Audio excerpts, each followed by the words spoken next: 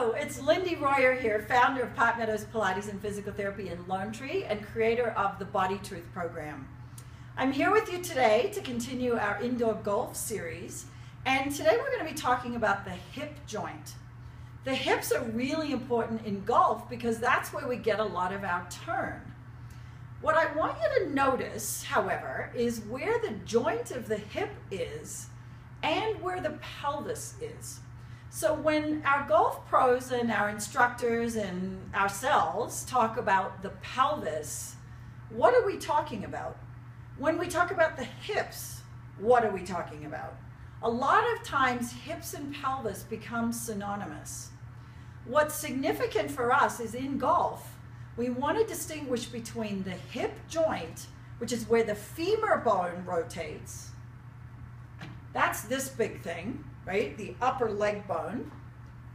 We want to distinguish between where the ball and socket rotate and where the pelvis is located and where the pelvis rotates, because we want to get movement from both places. So what I'd like you to do is find your own hip joints. The easiest way to do this is to place your thumbs on the bumpy bone in the front of your pelvis. That's this bone right here, the front of the pelvis. My friend Seymour is so handy for showing us these kinds of things.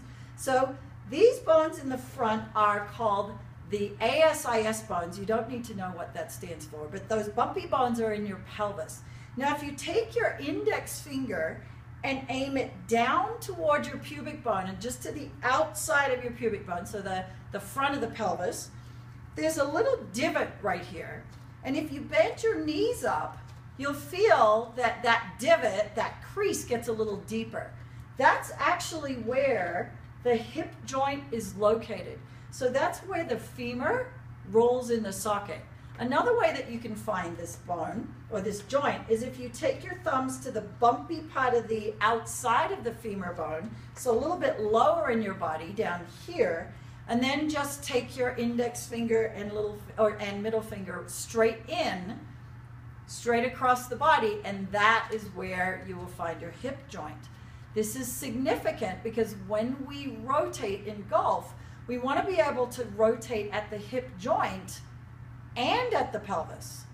Next time I see you, I'm going to talk to you a little bit more about the pelvis, but for this week, what I'd like you to practice is just doing a simple little march with your fingertips in that socket, in the joint where the movement actually occurs between the femur and the pelvis. And this will also be really good for balance.